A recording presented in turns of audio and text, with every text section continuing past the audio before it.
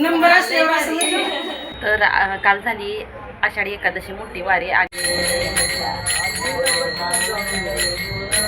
आज आहे बारस. काल झाली एकादशी आणि आज सगळेजण बारस सोडून परतीच्या प्रवासाला आपापल्या गावी जाणार. बाहेर इथं स्वयंपाक करायला चालू होता बारस सोडण्यासाठी.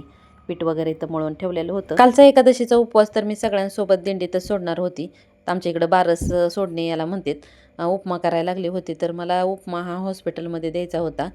हॉस्पिटलमध्ये एक पेशंट आहे त्यांच्यासाठी. काल एकादशी झाली ना आज सगळेजण परतीच्या प्रवासाला निघले होते त्यामुळे ट्रॅफिक पण एवढं जाम झालं होतं. डब्बा तर काय गावाकडून येणार होता त्यामुळे काय टिफिन द्यायचं टेन्शन नव्हतं.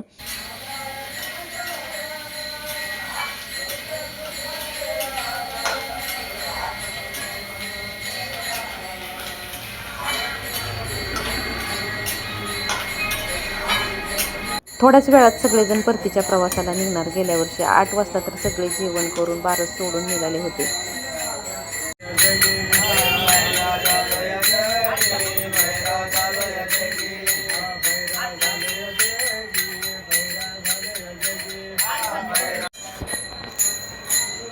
केले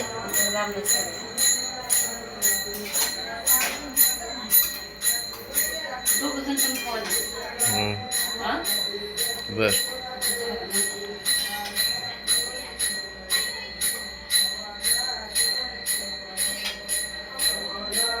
खाऊ दे त्यांना मामा.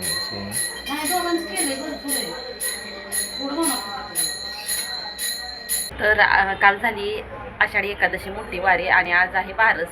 तर बारस सोडण्यासाठी इथं स्वयंपाक चालू आहे. बाहेर इकडं काकडा चालू आहे आणि बरेच सगळ्यांचं चाललेलं आहे की आता प्रसाद वगैरे आणायचा, बॅगा पॅकिंग करायचं. बाहेर सगळ्यांची लगबग चालू आहे. तुम्हाला दाखवते मी. तरी आम्हाला हे गेले का अजिबात करमत नाही कारण सारखं भजन कीर्तन अभंग गवळणी ह्यांचं म्हणायचं चालू. आता काकडा वगैरे चालू आहे पण हे सगळे गेले का आम्हालाही कुठं तरी करमत नाही, असं उदास वाटतं आणि सगळं एवढं गच्च असतं. 4 दिवस नंतर एकदमच सगळं रिकामं होतं. आणि आता आज आहे बारस. बारस सोडायसाठी स्वयंपाकाची वगैरे बाहेर तयारी चालू आहे सगळी. आणि हो गेलेत हॉस्पिटलमध्ये डबा द्यायला त्यामुळे मला काय आज यावेळेस मदत करायला जाता येणार नाही. बघू ते आले तर मी जाईन. नंतर आता इथं बाहेर प्रसाद वारकऱ्यांचं चाललेलं आहे. दिंडीत सगळ्यांचं आपल्या बॅगा पॅक करणे, कुठली वस्तू कुठं आहे काय सगळी लगबग सकाळपासून चालू आहे. आणि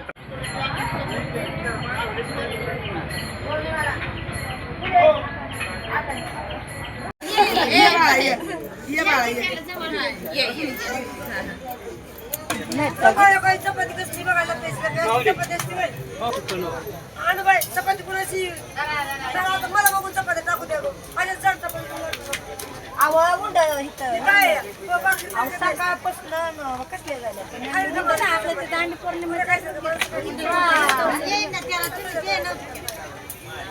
मोरगावची दिंडी आहे. त्या दिंडीमध्येच एक 15-20 लोक असतील किंवा त्यापेक्षा जास्त कमीही असू शकते. तेवढे हे लोक आलेले होते. तर आता यांची गाडी सेपरेट जाणार आहे. येताना तर ते सगळे एकत्र आले होते पण आता यांची गाडी सेपरेट आणि मोरगावची गाडी सेपरेट असं जाणार होती. तर आता ह्या काकूंना इथं चुडे बसवायचे होते तर त्या स्वतः हातानेच स्वतः चुडे बसवते. या आपल्या सबस्क्रायबर आहेत. गेल्या वर्षी तरी विठ्ठल रुक्मिणीची मूर्ती डोक्यावर आळंदीपासून ते पंढरपूरपर्यंत पायी पायी वारी केली होती. आता जिथे चुडे घेतले तिथं चुडेही बसवून देतात विस्तवावर. पण या म्हटल्या स्वतः मी बसवते आणि स्वतःच्या स्वतः हाताने चुडा बसवलेला हे मी पहिल्यांदाच पाहते आणि खूप छान त्याने अगदी अलगद चुडा बसवलेला आहे. विस्तवावर चुडा घातलेला बऱ्याच वेळा बघितला होता आणि गॅसवर या अगोदर हे मी घातलेला होता चुडा पण तो सरळ म्हणजे बसत नाही. वाकडा बस कुठे काय बस आहे, त्याचं तोंड व्यवस्थित गरम नाही हो, व्यवस्थित चिकटत नाही असं होतं. पण यांनी स्वतः हाताने आणि तोही गॅसवर गरम करून चुडा बसवला होता. खूप छान चुडा बसवलेला त्याने. एवढा चांगला चुडा मी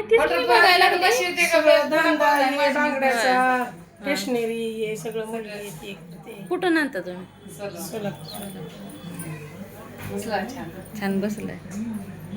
यांनी स्वतःही चुडे घातले होते आणि नंतर घरी पण ऐवचं लेणं चुडा म्हणून ते देवाच्या दारातून घेऊन घरी भरपूर चुडे घेऊन चालले होते. म्हटले थांब तुलाही बसवते. मी म्हटलं मी इथंच असते, मी नंतर बसवून घेईल. तर नाही, त्यांनी काय ऐकलं नाही. ऐवचं लेणं आहे नाही म्हणू नको असं म्हटल्यावर मला काही बोलता आलं नाही आणि मग मी चुडा बसवून घेतला त्यांच्याकडून.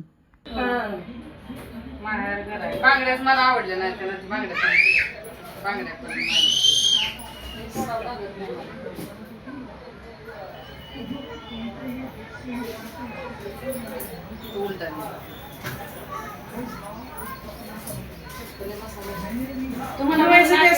टायमाला सुडो पहिले नाही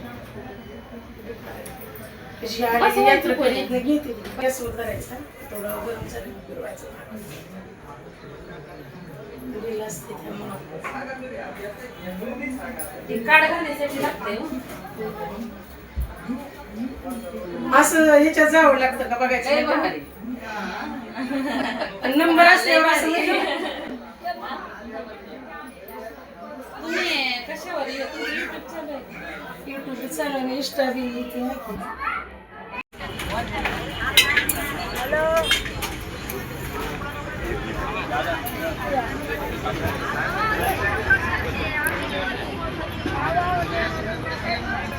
सुपर 2 लागते आज सुपर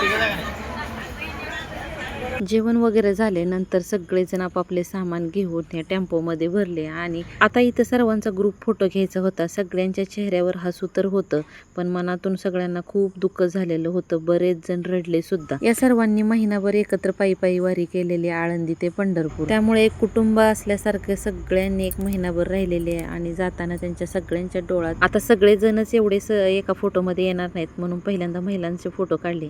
नंतर पुरुष मंडळी होती. बरेच जणांचे इकडे पाठीमागं फोटो वगैरे काढायला चालू होतं. तर खूप अशा आठवणी घेऊन सगळेजण नंतर परतीच्या प्रवासाला निघालेत.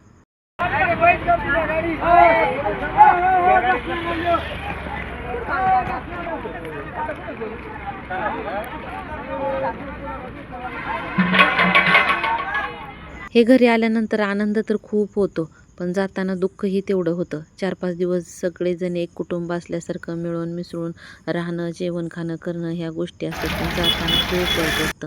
आम्ही जातो आमच्या गावा, आमचा राम घ्यावा असं म्हणत सर्वजण निघाले. व्हिडिओ आवडला तर चॅनलला सबस्क्राईब करायला विसरू नका. धन्यवाद.